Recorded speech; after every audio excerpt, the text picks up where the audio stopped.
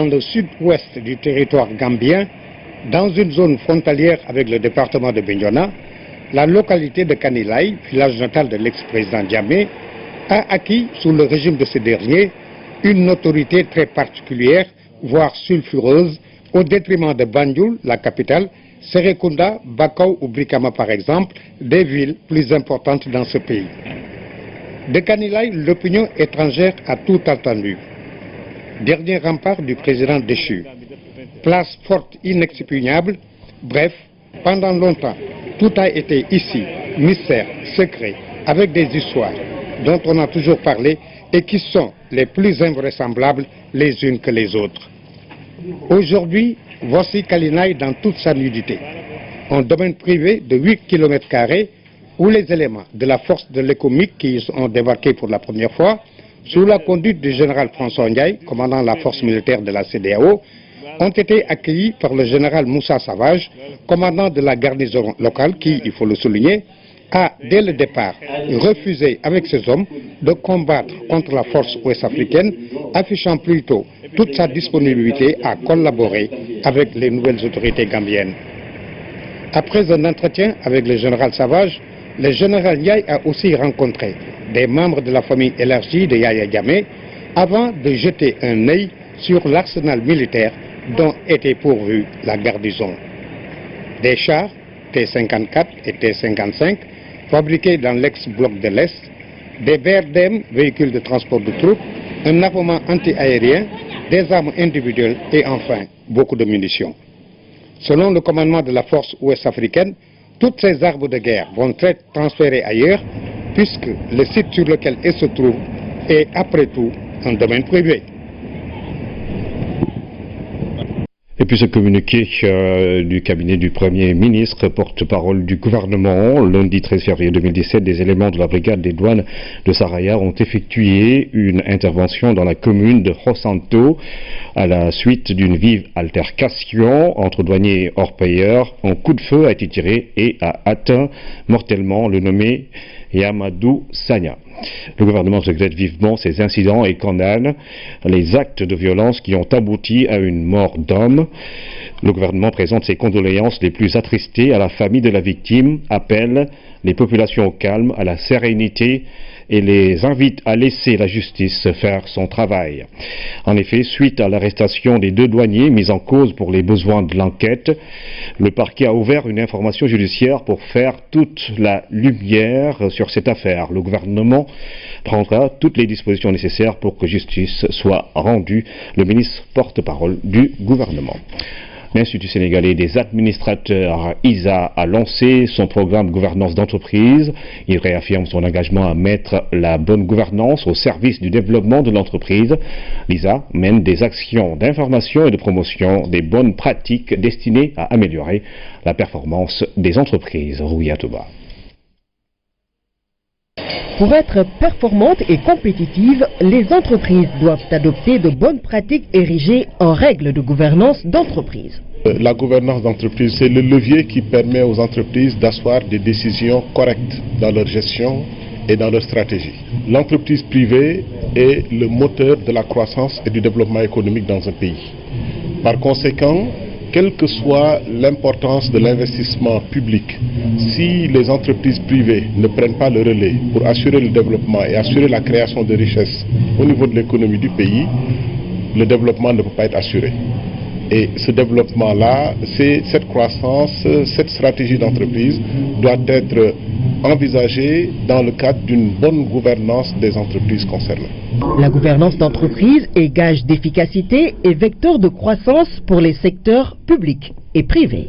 Il faut cela pour assurer les bailleurs, il faut également cela pour rassurer les actionnaires. Ça, c'est pour le secteur privé. Mais pour le secteur public également, la bonne gouvernance, elle est importante. Les grandes entreprises d'État doivent donner l'exemple de bonne gouvernance. C'est ainsi que, dès l'adoption du Code en 2011, le Premier ministre a pris une circulaire pour imposer à tous les conseils d'administration de ces entreprises publiques d'adopter ce code de gouvernance et aux administrateurs également de signer la charte la charte de l'administrateur. Toutes les entreprises peuvent adhérer au code de gouvernance. L'Institut sénégalais des administrateurs veille à la mise en œuvre des bonnes pratiques par des entreprises en quête d'efficacité.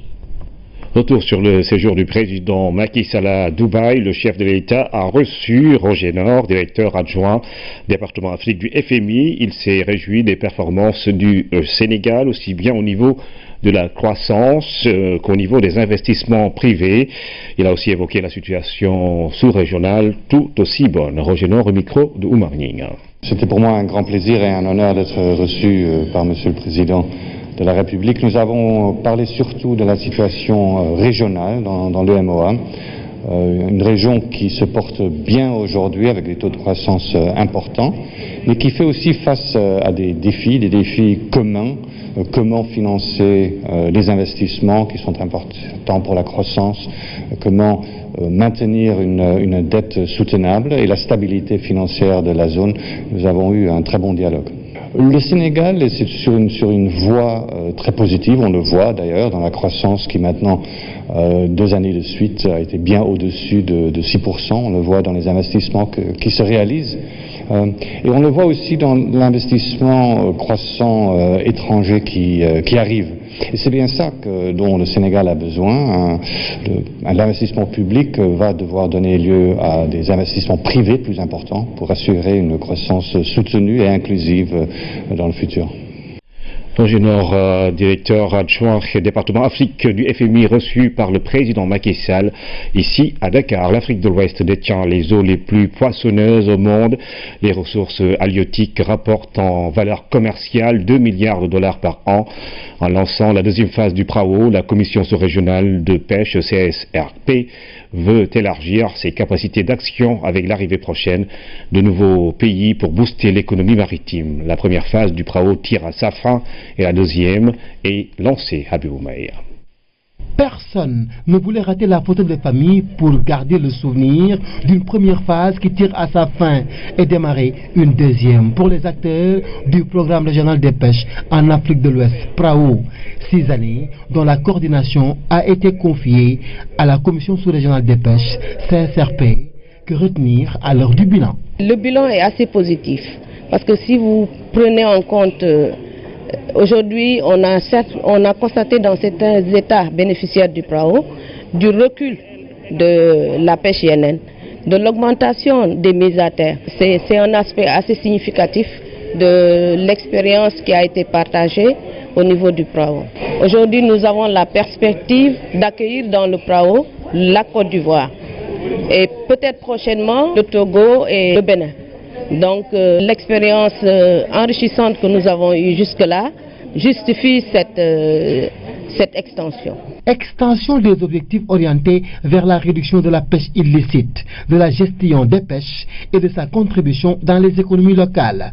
Des actions soutenues par les partenaires dont la Banque mondiale. En Afrique de l'Ouest ne bénéficie pas du secteur des pêches à leur juste mesure, pour différentes raisons.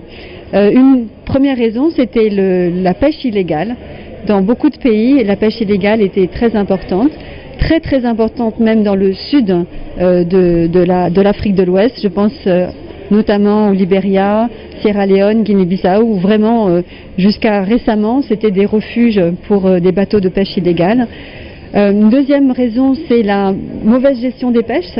En fait, si les bateaux sont trop nombreux par rapport à la quantité de poissons, eh ben, on arrive à la surexploitation et en fait c'est une perte en termes de sécurité alimentaire, c'est une perte en termes de revenus aussi. Et la troisième raison, c'est le manque d'infrastructures ou bien le manque d'efficacité ou de productivité de la chaîne de valeur.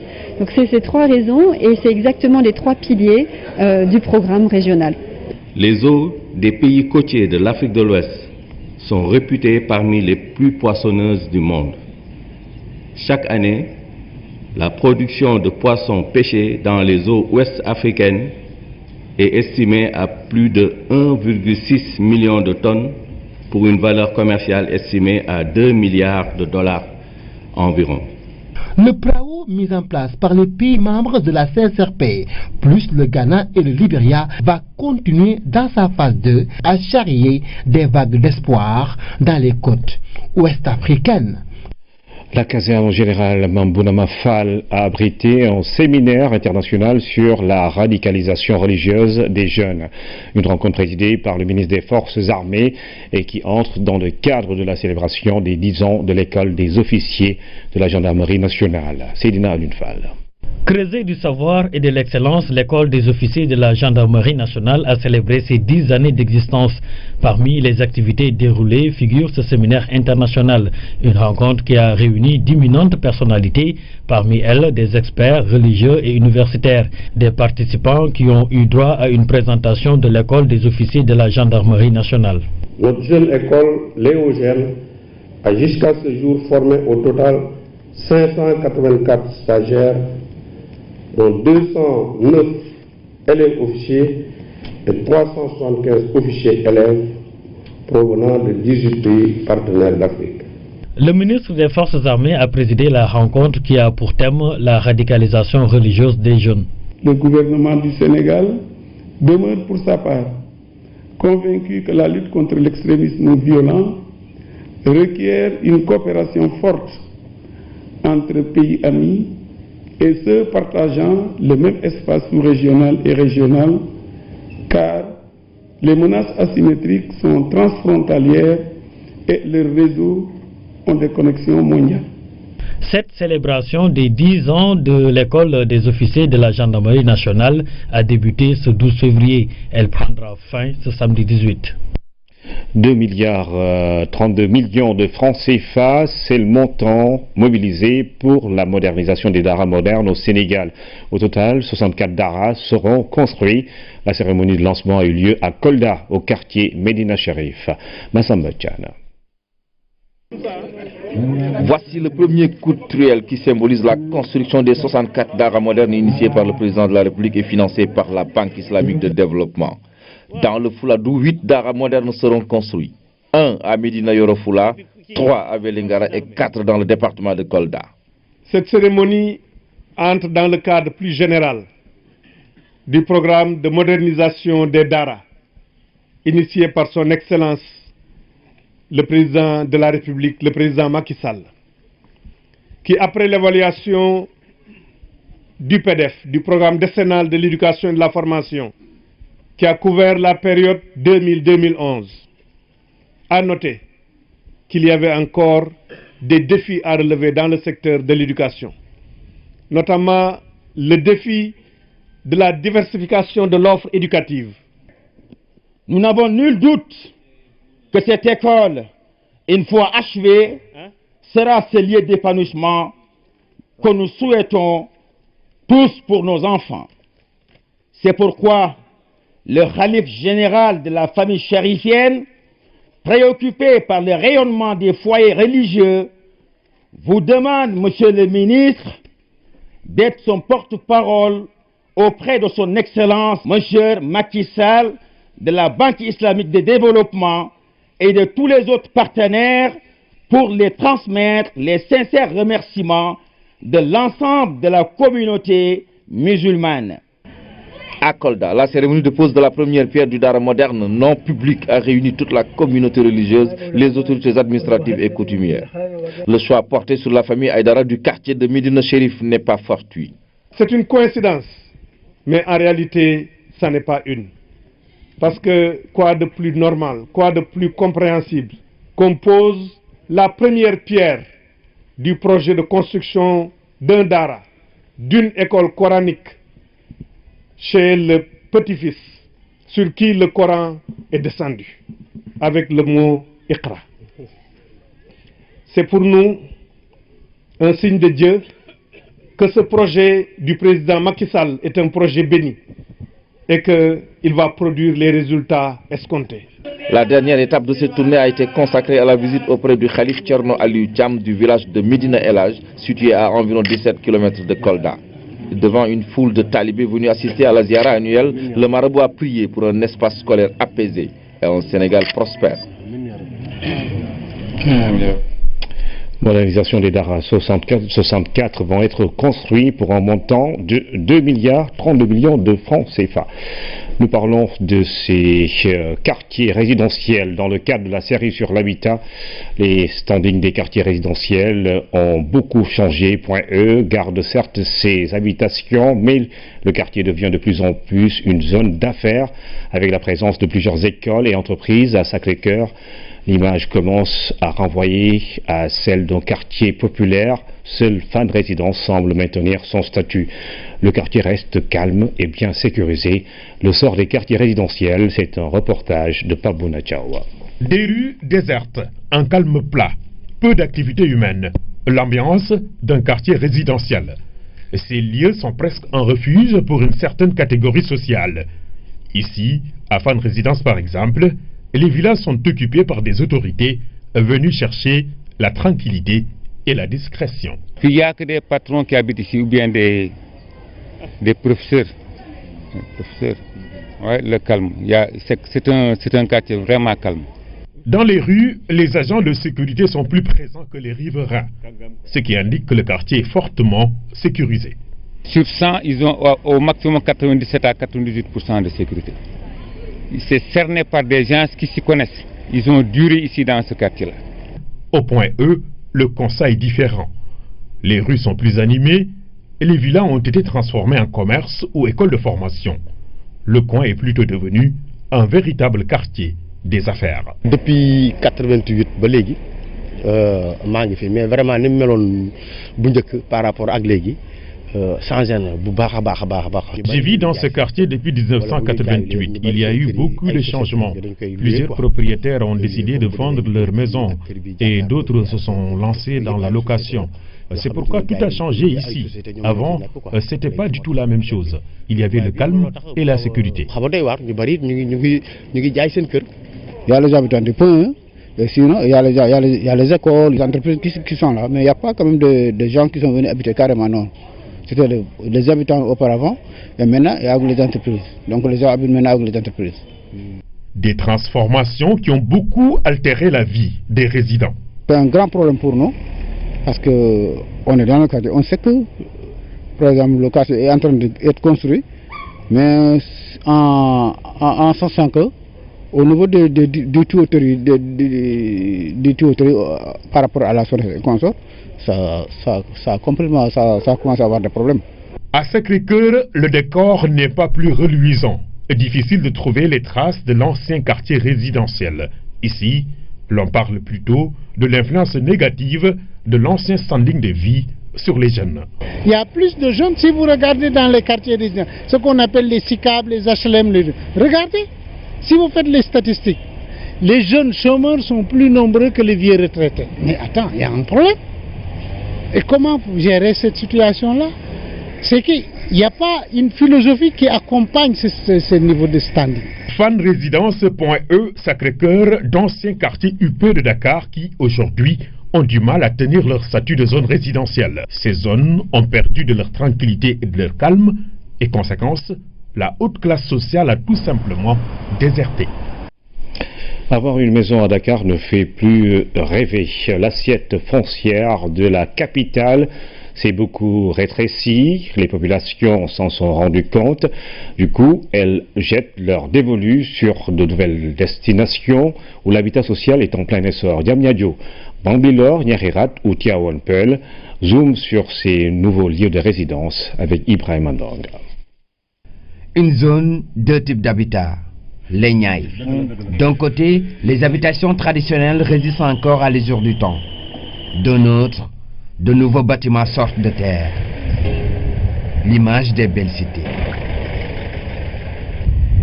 Bambilor, un village fondé en 1928. Parmi ses fondateurs, l'un des grands-parents de cette dame qui a fini de souffler ses 63 bougies.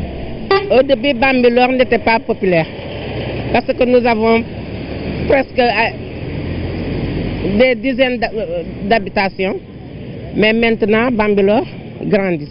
Les constructions s'enchaînent dans la zone. À Nyakhirat, la cité offre une belle vue. Certaines familles ont fini par s'installer depuis longtemps en provenance de Dakar. C'est le coût du foncier à Dakar qui est élevé. Si vous voulez acheter un terrain de 150 mètres carrés, vous allez dépenser combien? 50 millions, 30 millions. Alors si vous venez ici dans ces zones-là, vous achetez un terrain à 6 millions, 7 millions, vous faites une construction à moins de 50 millions. Même avec 50 millions, vous pouvez faire 2 maisons ici. Bon, ensuite maintenant aussi, comme il y a l'autoroute à péage. C'est d'ailleurs cette autoroute à péage qui nous conduit à Diamniadio. Sur place, la gare routière nous souhaite la bienvenue. L'ambiance qui y règne renseigne en suffisance sur la vie de la commune. Diamniadio est aujourd'hui dans une dynamique de développement continu. C'est grâce au pôle urbain, une vision du président Sall qui commence à porter ses fruits. Ici, les habitations s'illustrent par le grand espace, ce qui permet même aux propriétaires d'y pratiquer d'autres activités génératrices de revenus. À vendre, une affiche très fréquente dans ces nouvelles destinations, une affiche synonyme de la disponibilité de l'assiette foncière dans cette partie de la capitale. Demain, dans le dossier Habitat social, vous aurez 2 reportages, le nouvel agenda urbain de l'État et l'habitat écologique comme solution pour les familles en quête d'un nouveau toit en conformité avec l'environnement. Campagne risicole 2016-2017, des centaines de tonnes de riz blanc et du paddy en souffrance dans la vallée pour cause de mévente. Le constat a été fait lors de la tournée du ministre de l'Agriculture ce week-end dans la vallée. L'occasion pour l'ensemble des acteurs de la chaîne valeur riz de lancer un cri du cœur pour l'achat de ce stock de riz d'une très bonne qualité. Benabawa. Le ministre de l'Agriculture et de l'Équipement rural encore dans la vallée du fleuve Sénégal, et c'est dans le cadre d'une tournée de suivi de la campagne risicole dans toute sa chaîne de valeur. Le principal résultat obtenu de ce suivi, la disponibilité d'une grande quantité de riz blanc et du paddy avec une qualité sans commune mesure.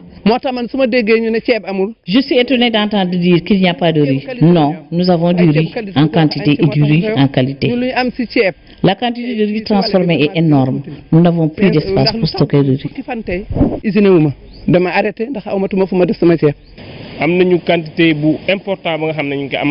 Nous avons une grande quantité de riz paddy, mais aussi une grande quantité de riz blanc et de très bonne qualité. Il faut donc consommer le riz sénégalais avant de penser à importer du riz.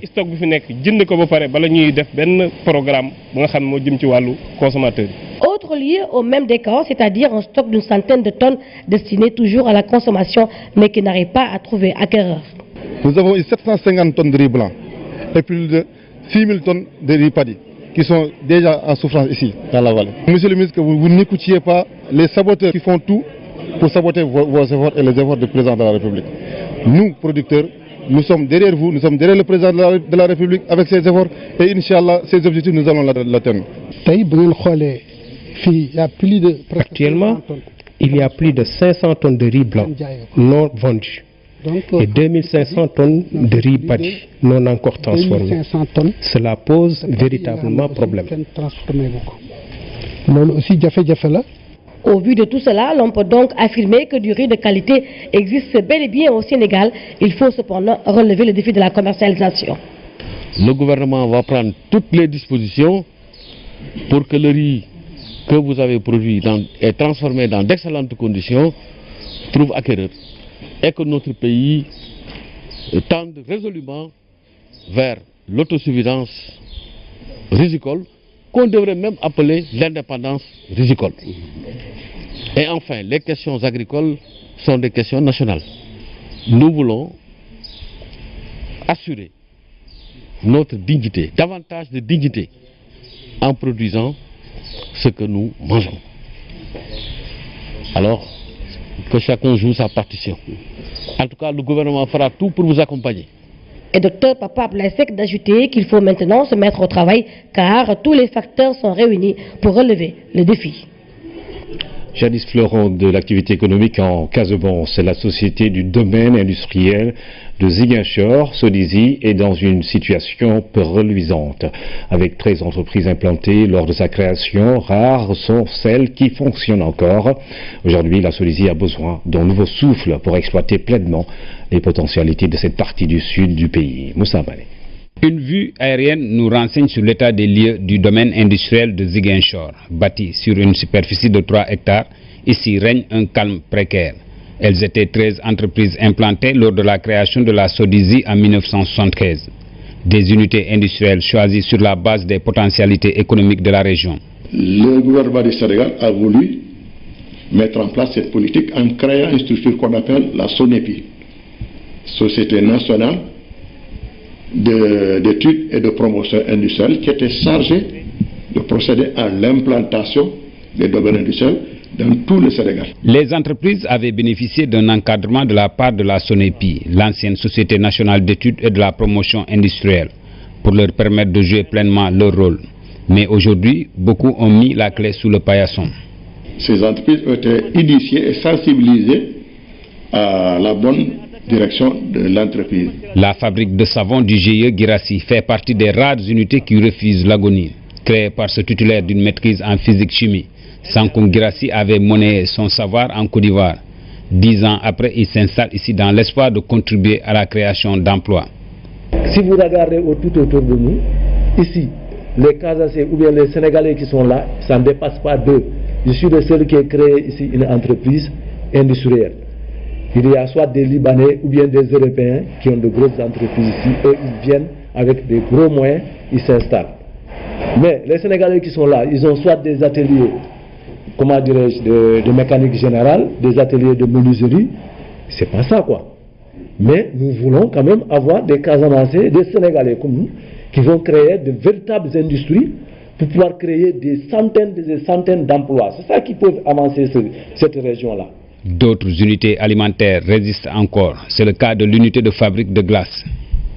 On se bat pour maintenir l'activité de production, mais en fait, c'est pas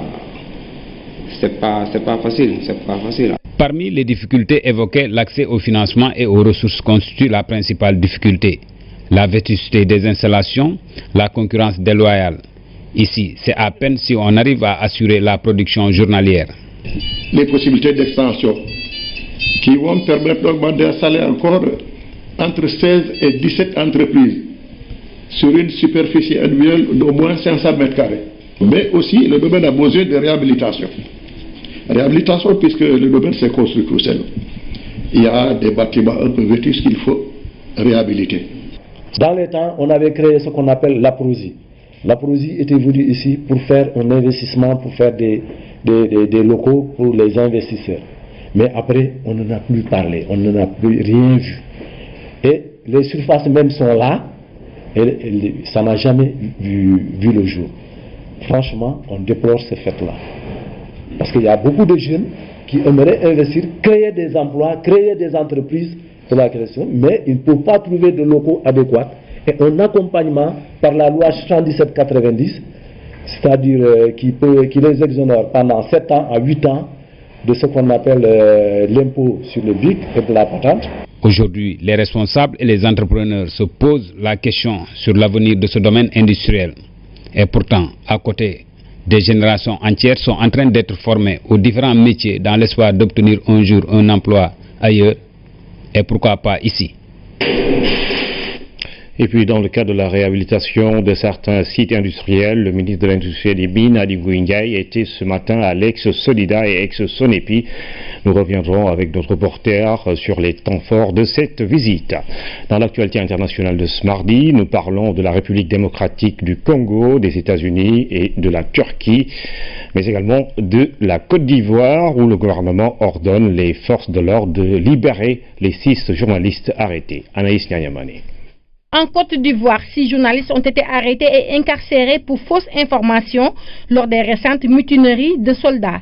Détenus depuis plus de 24 heures à la gendarmerie, le syndicat de la presse privée a exigé leur libération immédiate sans condition.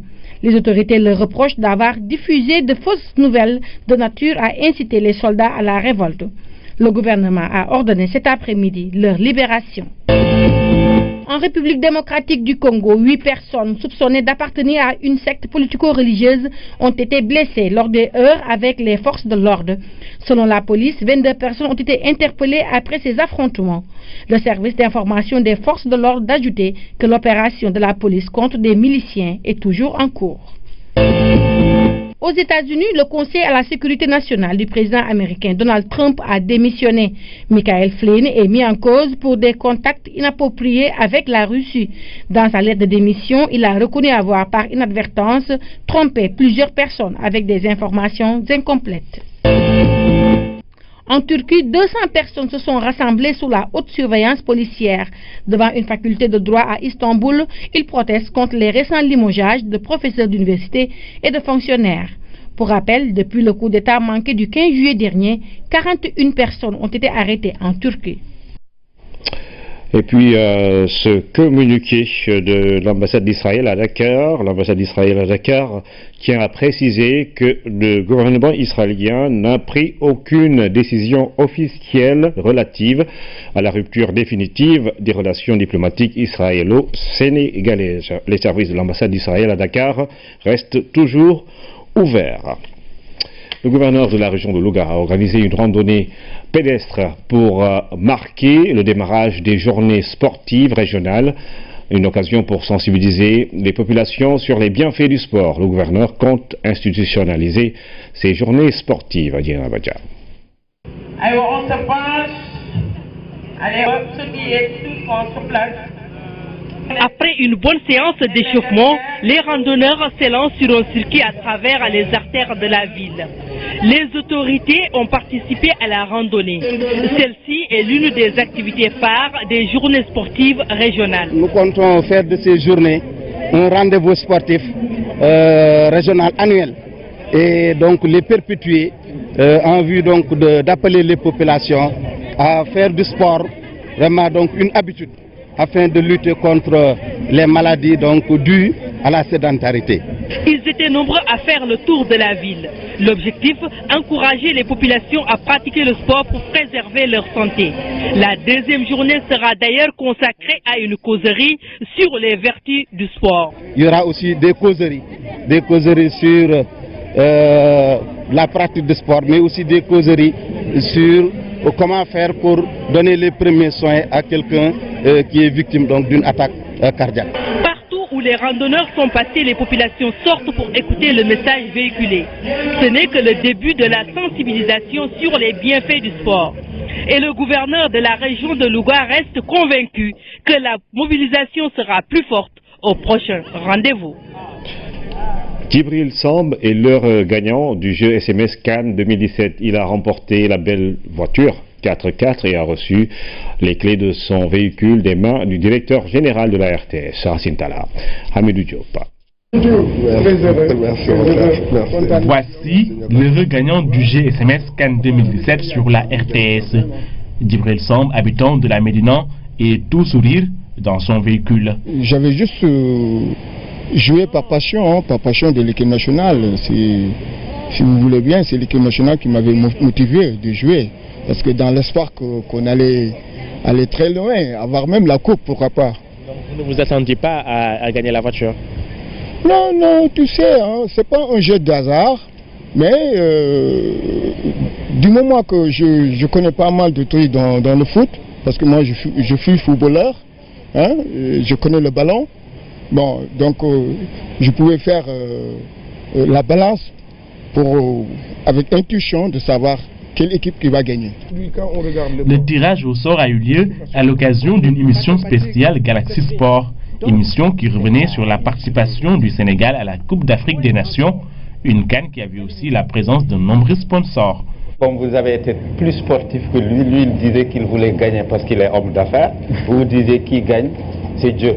Et Dieu est venu vers vous, mais vous n'avez pas démérité. Ça nous a permis déjà d'avoir un très beau plateau. Et puis cette année, nous avons tenu vraiment à communier avec le public. Juste pour rester sur notre slogan, le public, notre raison d'être. Donc on a eu deux innovations majeures, à savoir la Fun Zone qui a été vraiment une réussite au niveau du Grand Théâtre, mais également ce jeu SMS. Ce jeu SMS, la RTS a été accompagnée par des partenaires comme Sartak Betale, comme CCBM. Des milliers de personnes ont joué, mais c'est Djibril Samb qui a remporté le jackpot. Il est satisfait, tout comme les partenaires de la RTS.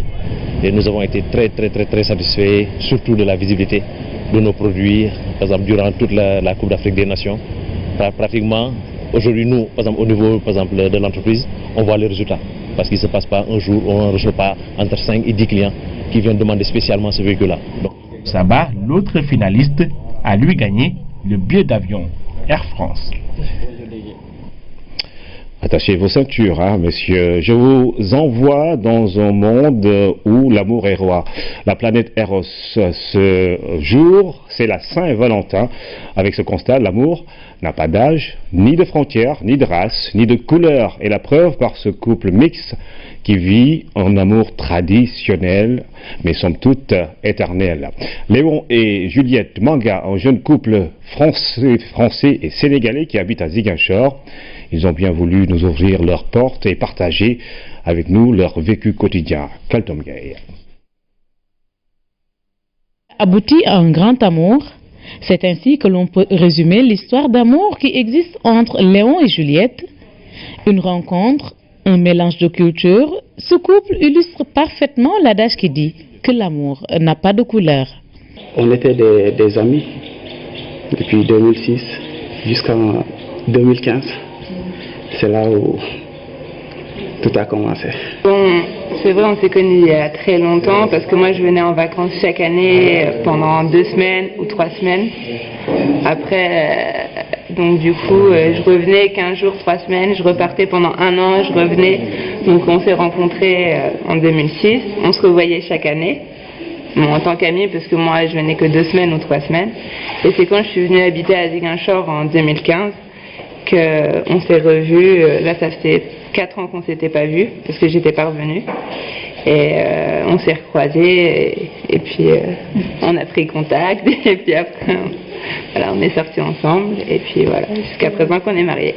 Moi je pense que quand on a décidé de se marier, moi je regarde pas la couleur. Je vois la personne que j'aime. Donc je fais pas de distinction entre sa couleur et la couleur. Moi je pose mon amour et elle accepte. Donc on vit ensemble en tant qu'amoureuses.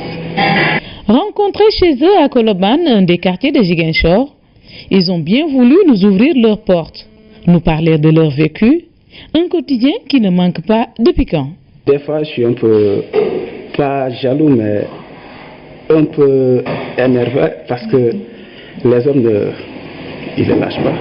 Bon, lui il dit qu'il n'est pas jaloux, c'est vrai, mais moi je suis jalouse, donc c'est vrai que c'est bon. Après je lui fais confiance, donc ça se passe bien parce que j'ai confiance en lui, donc je sais que il répond pas, mais c'est vrai que voilà quoi, il est sollicité quoi, mais c'est normal, il est beau donc. Et quand Juliette parle de son homme, c'est que des éloges. C'est quelqu'un qui est très sérieux, qui est très gentil. Et donc du coup, on a un très bon contact lui et moi. Moi je suis plutôt à parler beaucoup, hyper expressive, et lui était un peu réservé, un peu timide au début, donc c'est comme les contraires s'attirent. Je sais pas si c'est vrai, mais en tout cas pour nous ça a été le cas. Il est très attentif à moi, à notre fils, à notre entourage, à mon bien-être, donc c'est... Vu comme ça a l'air d'être un bon mari, mais c'est surtout un bon papa. Quand on le voit avec le bébé, quand il fait prendre le bain au bébé, quand il lui change les couches, qu'il y a du caca jusque-là, et qu'il essuie le caca, c'est pas courant chez un homme ça. Et lui, il le fait très bien. C'est pourquoi Madame gère bien son foyer avec beaucoup d'attention. Elle a ses astuces qui ravit son mari. Oui, elle est jonge. elle a les 2 qualités, jonge sénégalaise et jonge française. J'ai des trucs à moi aussi pour comme toutes les filles, mais c'est vrai que je suis pas trop de choses sénégalaises, les pannes percées là, tout ça. Je connais, mais jusqu'à présent j'ai pas encore essayé, mais peut-être que. Elle est bien. L'harmonie est constante dans la maison, les animaux, les parents, tout un chacun joue son rôle pour maintenir cette ambiance. Papy François concocte même chaque soir de petits plats pour la famille, tout pour maintenir le bonheur de ses enfants. Et puis ils sont bien tous les deux. Ils se complètent. Ils se complètent. Je pense que pour l'instant c'est une belle histoire. Après, vous leur avez posé la question, lui il a répondu oh oui, je l'aime pour la vie, tout ça, je surveille. Conscient des différences ou même des difficultés qui peuvent exister, quelques conseils sont nécessaires selon Hélène, la sœur de Léon.